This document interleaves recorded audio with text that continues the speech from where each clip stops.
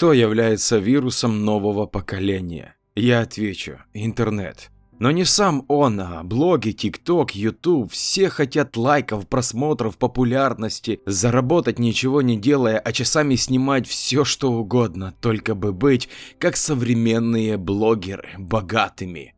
Так случилось и с нами. Мы жили в городе, неважно каком особо, но это очень маленький городок. Нас было четверо самых популярных парней вуза. Спортсмены, короли. А теперь я готов назвать нас тупыми боксерами. Да, мы тут тупорылые пацаны, которые не видели ничего вокруг. Больше скажу. Кроме как махать кулаками, ничего не могли. Выпендрёж чистой воды. Но нам было мало. Мы решили, что помимо спорта хотим прославиться и заработать. А как это сделать? Правильно. Все доступные соцсети нам в помощь. Это нас изгубило. Парни, у меня есть идея. Дима Белый считался самым типа умным из нас. Просто учился он хотя бы на почти ударника.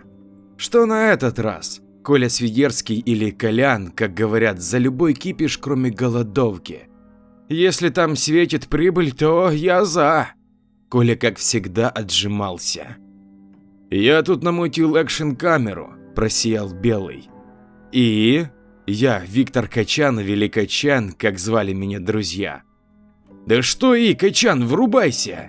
Белый постучал кулаком по голове. Снимать будни лучших спортсменов. Себя любивший и самый обезбашенный из нас Алексей Зайцев или Леха Заяц или просто Заяц. Не, вы точно тупые, заржал Белый. Мы будем снимать блоги, но типа экстрима там, всякие заброшки или еще всякую хрень. Короче, опровергать мифы о сверхъестественном. Белый встал на стул и гордо так покрутил камерой, чтобы все видели. Ага, а как мы найдем эти самые места? Мне было просто интересно, что он из этого хочет получить. Мы вроде не братья Винчестеры, путешествовать не сможем. Тренировки все же соревнования. А интернет тебе на что, Качан? Ты только подумай, цепляем ботана с курса айтишников, крепим его, он делает нам сайт, канал, качаем его там, я достану батина снаряжение, закинемся и вот готово. Находим в интернете парочку статей про что-либо там и начинаем снимать, типа как разрушители мифов. Белый спрыгнул со стула и оглядел всех. Ну, кто за? Я думаю, все, сказал Заяц. Только нужно показать себя в тупых ситуациях, типа сначала испугаться, а потом найти причину, чтобы прям по кайфу. Ну и можем еще что-то подмутить. Надо ботанов вообще собрать и спросить, кто что замутить может с эффектами там, и прочее. Все даже ошалели. Заяц выдвинул умную мысль. «Братан, растешь», – посмеялся Белый. «Но я с тобой согласен. И около недель 2, может 3, мы начали готовиться к этому делу. Естественно, об этом узнали все, даже преподаватели. Они говорили, что мы себе так проблем на 5-ю точку найдем и трав, а БЖшник вообще предложил помощь, что, мол, это интересно. Даже решил профинансировать снаряжение. А взамен мы рассказываем ему о том, какие правила безопасности нужно соблюдать и прочая муть. Так что мы были во всеоружии. А вот бабушка у Зайца очень отговаривала нас. Сказала, что мы не знаем, что можем найти, что не все сказки да враки. И вообще нельзя тревожить некую ту сторону.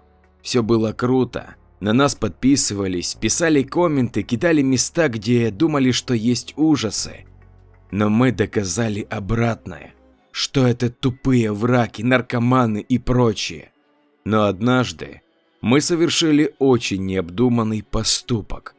Нам пришло сообщение на почту о деревне Н, которая была не так далеко от нас, если кратко, то суть была вот в чем. Там жила ведьма и дружила якобы с чертями. И нас просят о помощи и готовы даже заплатить. Угадайте, кто услышал только заплатить и не прочитал все полностью? Правильно, никто из нас не удосужился даже дочитать.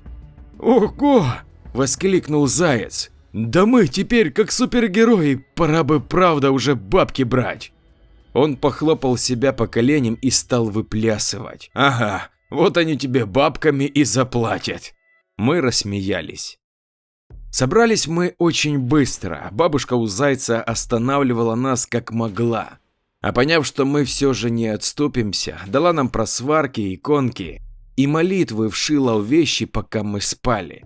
Отрывать их никто не стал, чтобы ее не обидеть. Но если бы мы знали, на что идем, то послушали бы ее.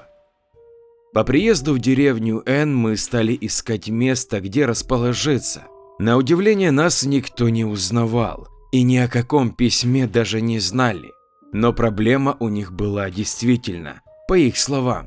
Скот мрет, урожай пропадает, молодые болеют и погибают раньше стариков. Все как в страшилках и сказках про ведьм. Мы выслушали, нашли себе прибежище и стали собирать информацию. Конечно же, снимали все. Старики, как и дети, давали интервью, рассказывали о том, что да, как мы же все в свою очередь делали вид, что верим и решили эту проблему. И да, нам готовы были заплатить. Местные указали нам на старый дом на отшибе деревни. Там жила одинокая бабушка, которую и считали ведьмой. Мы отправились туда.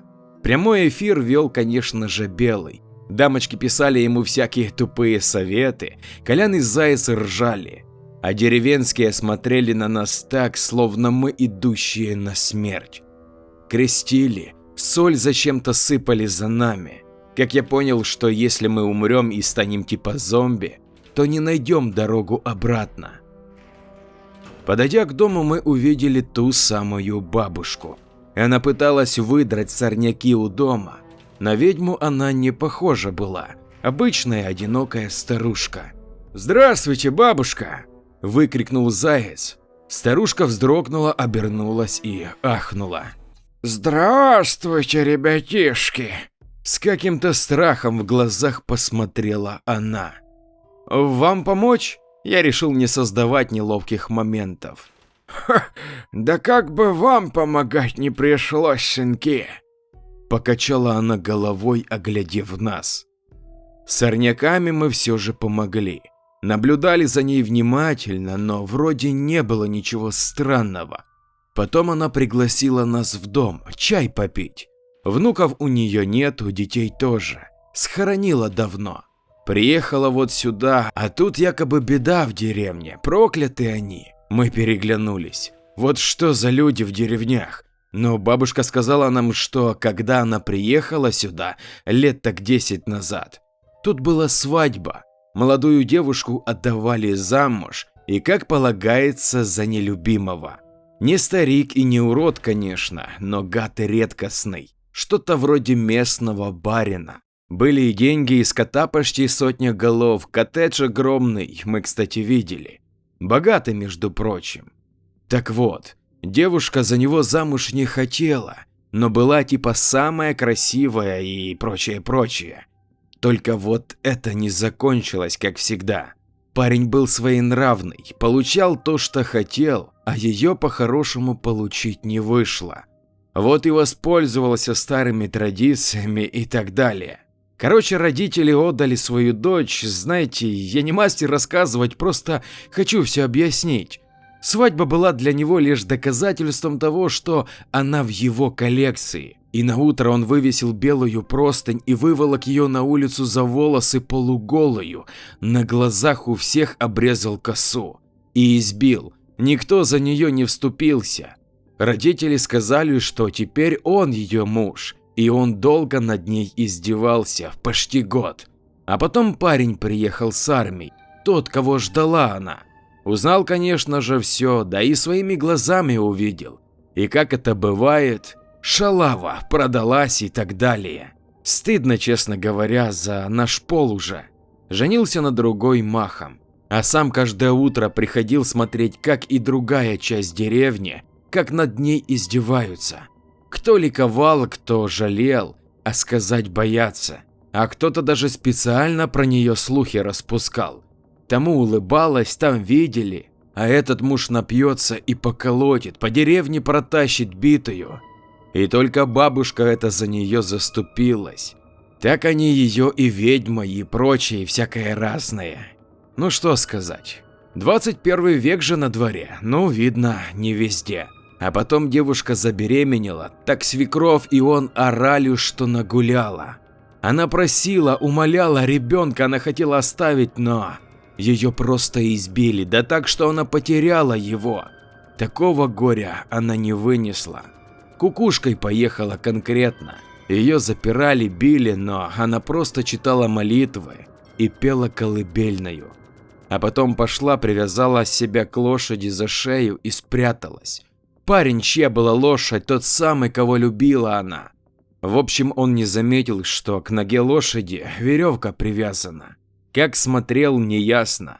И дал галопу. И только после криков деревенских понял, что тут что-то не то. Остановился, обернулся, а на ней живого места нет. Все содрано, переломана вся и мертва. Вид был просто мясо сплошное. И что вы думаете? Ну хоть кто-то задумался? Нет, конечно. Бабушка виновата стала. Она ее опоила и заставила.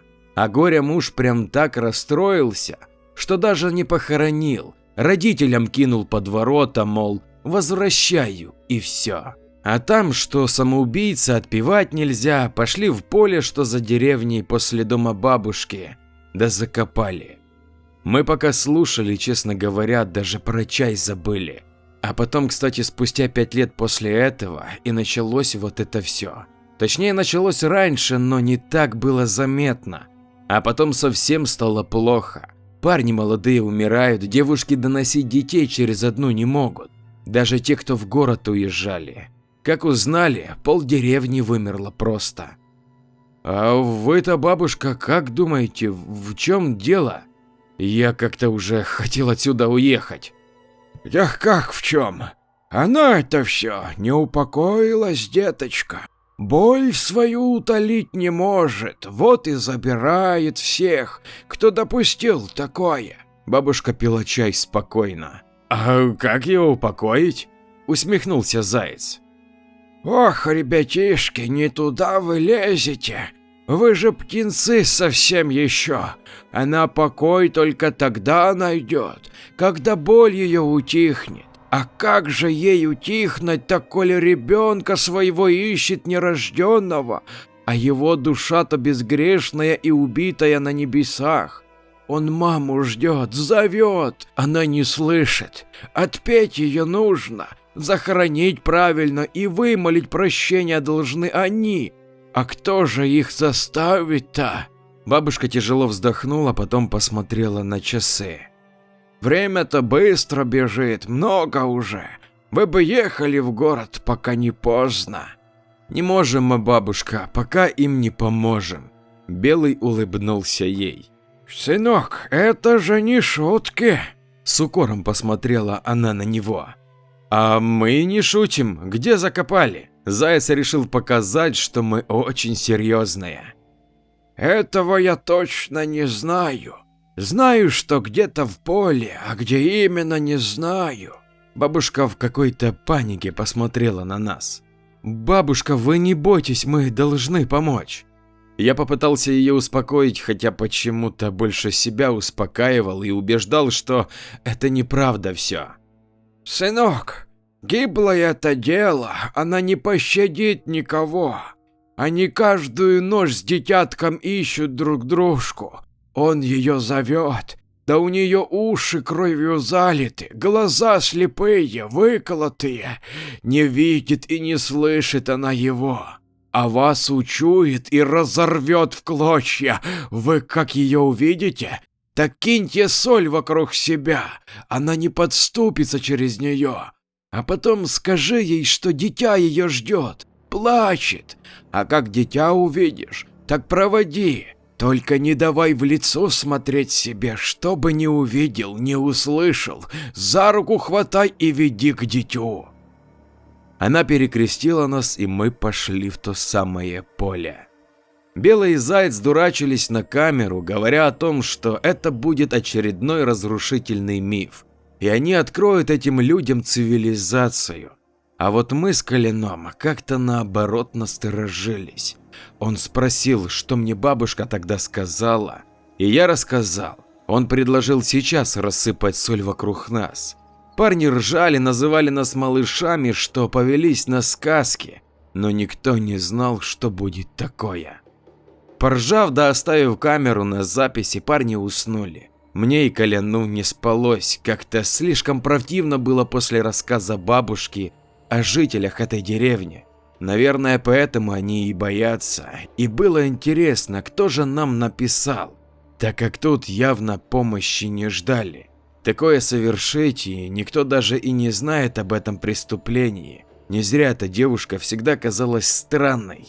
Правда, мы думали, что там психи живут. Потому что те, кто приезжал в город отсюда, были странными и не очень-то общительными.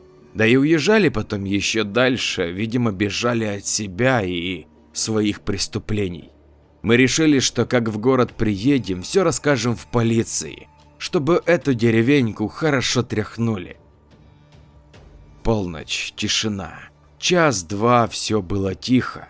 Нас тоже стало клонить в сон, а потом я услышал какие-то шаги. Листва стала хрустеть недалеко от нас. «Колян, ты слышишь?» Я ткнул его в плечо. «Да, и мне это не нравится. Надо будить пацанов». Колян подполз к Белому и Зайцу и растормошил их. Парни хотели начать возмущаться, но мы быстро закрыли им рты и сказали, чтобы они прислушались. И это не понравилось нам троим. А самым первым необъяснимым событием стало то, что камера стала зависать, а потом просто потеряла сигнал из эфира. Телефон тоже. Мы соскочили, идея с солью казалась глупой, но все же мы решили сделать еще один круг из соли. Старый чуток разметался. Оглядываясь вокруг, мы заметили, что по полю как-то странно стал стелиться туман. Он был как легкий мороз, что покрывал землю инеем. А потом мы увидели девушку, она словно летела, а не шла. Парни решили снять ее, но телефон тут же разлетелся, и один осколок отлетел прямо в глаз Белого. Он закричал, кровь залила его лицо, мы пытались посмотреть, насколько сильно он пострадал. Я хотел наклониться и достать аптечку или попытаться вызвать службу спасения. Отвернулся от Белого, который, к слову, уже орал и замер. «Парни, мы в жопе, нам пипец!» Я как не в себе произнес, даже Белый замер. На нас смотрела искалеченная страшная девушка, или похожая на девушку. Она тянула к нам свои руки, кряхтя перекатываясь на своих конечностях по кругу. Она не могла переступить соль. Я не верил своим глазам, как и остальные, какая-то соль, и она уже не может ее переступить. Только вот насколько нам хватит соли и как долго она будет ее удерживать, неизвестно. Заяц помогал Белому остановить кровь, мы все словно замерли. Все, что я успел им сказать, это только то, что нельзя смотреть ей в глаза, точнее в то место, где должны быть глаза. Я и Колян упорно сжимали в руках банки с солью, нервы были на пределе. Нам нужно найти ребенка, она ищет ребенка. Я говорил шепотом. Какого нахрен ребенка? Заяц покрутил у виска. Которого она ищет. Она его не родила, забыл. Заяц вообще не понимал меня. Так, слушайте сюда, я ее отлечу, а вы бегите к бабушке. Я сглотнул, мне было страшно. Парни смотрели на меня, как на дебила. Нужно валить. Белый, видимо, пришел более-менее в себя. Нет, ребят, она нас порвет. Я злился, парни тоже. Страх и злость – это не самые лучшие друзья. Не догонит, валим! Крикнул он и побежал. За ним ломанулся и Заяц. Колян метался, но я его удержал. Она закричала, ее крик просто невозможно описать словами. Она так кричала, как израненный зверь. Первым, кого она тут же схватила, был Белый. Она кричала ему в лицо, испуская какой-то пар. Он был словно парализован. Она протянула свою руку и ухватила когтями его за второй глаз. Она просто вытаскивала его наживу, а он даже не кричал. Понимаете, не кричал. Его лицо заливало кровь, а потом она просто отшвырнула его в сторону и вставила его глаз. Заяц убежал намного дальше, чем успел Белый, который теперь лежал и кричал, просил о помощи, а мы стояли. Просто стояли. Она усмехнулась, посмотрев на нас, и тут же понеслась за Лехой. Колян выбежал из круга к Белому, я за ним, рассыпая соль вокруг нас. Белый орал, мы уже не могли ему помочь. А потом мы услышали другой крик. Это был Заяц. Обернувшись, я увидел, как она просто по частям разорвала его. «Нет! Нет!» Я выскочил из круга, она тут же повернулась ко мне. «Вить, не надо!» Колян попытался меня удержать, но я выкинул ему соль, но я больше не мог так. Она оказалась около меня и пыталась заглянуть мне в глаза, но я не смотрел. Она обнюхивала, вокруг все трещало. Она скалилась. «Тебя ребенок твой ждет!» Еле выговорил, я боялся ее реакции. Она замерла, стала оглядываться, бегать в разные стороны, падать на землю, нюхать. Подскочила ко мне, обошла. Ее когти прошлись по моему лицу, рукам, спине. Она начала шептать мне на ухо. «Посмотри на меня, Витя». Ее голос был такой мягкий, бархатный. «Я совсем одна, мне так холодно». Она схватила меня обеими руками, ее ледяное дыхание обожгло мою шею, словно зимой к металлу прижался кожей. «Посмотри на меня, я так долго тебя ждала». Я закрыл глаза, она руками водила по моему лицу, а у меня в голове все смешалось, а она продолжала. Я протянул руку вперед, она прекратила водить когтями по лицу.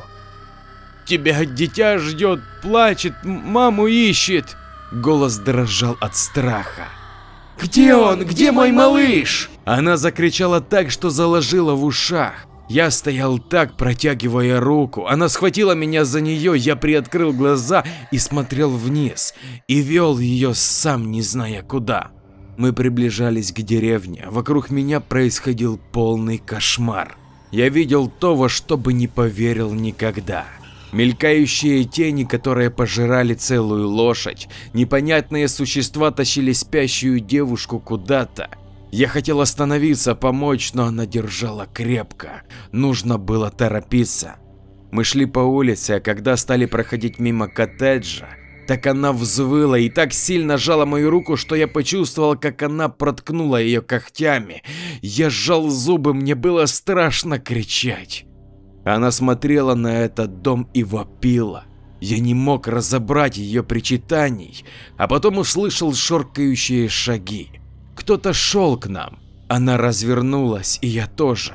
По калошам разноцветным я понял, что это та бабушка.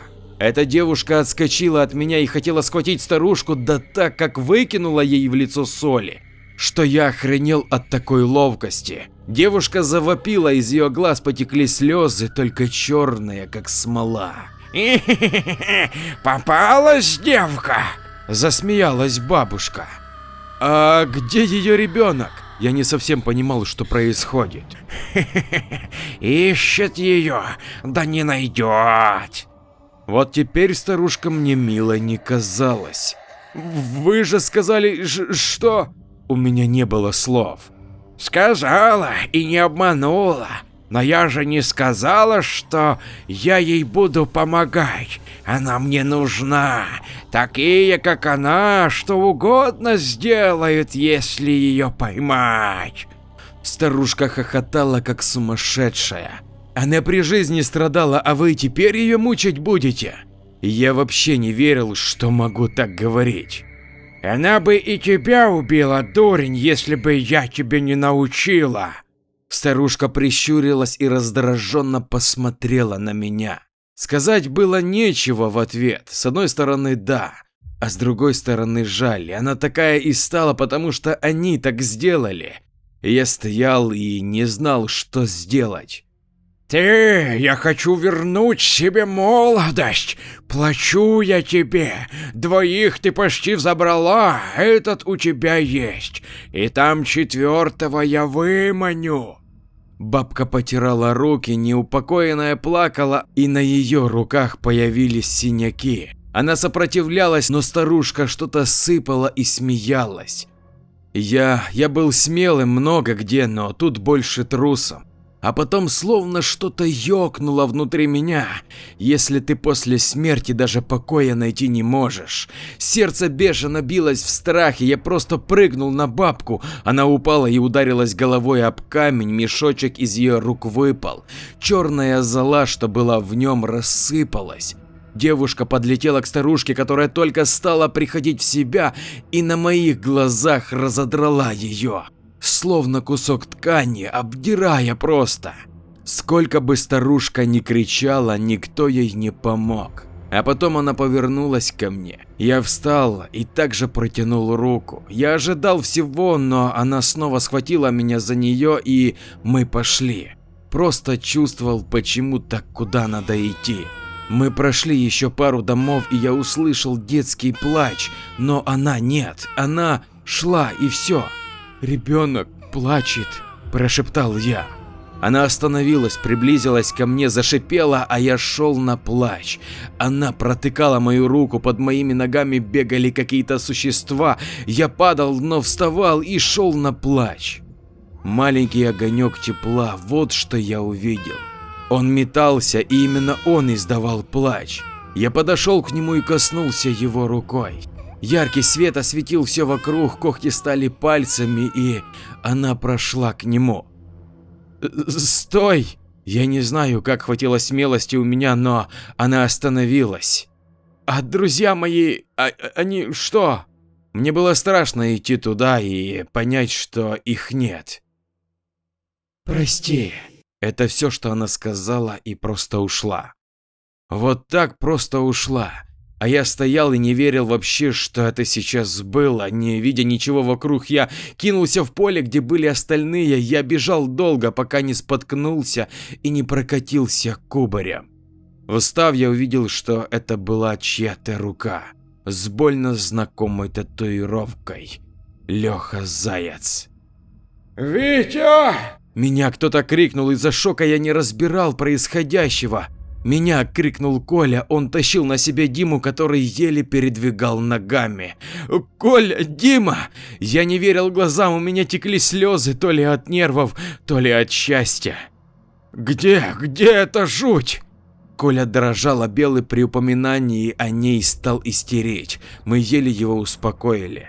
Я рассказал им все, что произошло, а потом молча показал Коле руку Зайца. Диме мы не сказали ничего, пока ждали скорую. Он надеялся найти Леху, живого Леху, но нет, его не было нигде. Кроссовок, та самая рука с тату и все. Это все, что мы нашли. У Димы поднималась температура и снова открылось кровотечение. Раны гноились. Его погрузили в скорую. Мы решили поговорить с местным и участковым, который приехал. Нам, конечно, никто не поверил.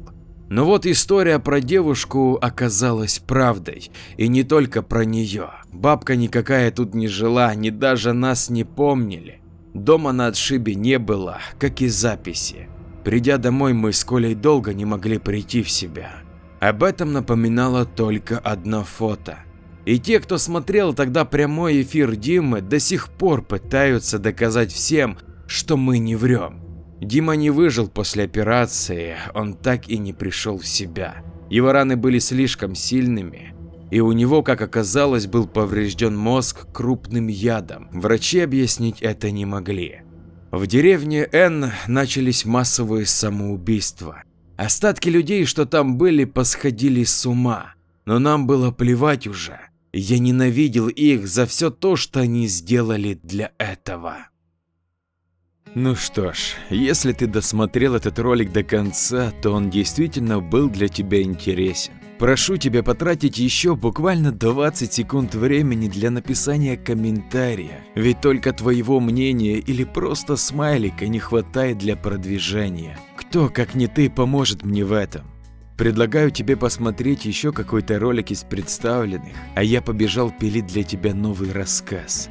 Жму руку тебе, бро, а если ты девочка, то крепко обнимаю. С уважением, твой Андрей.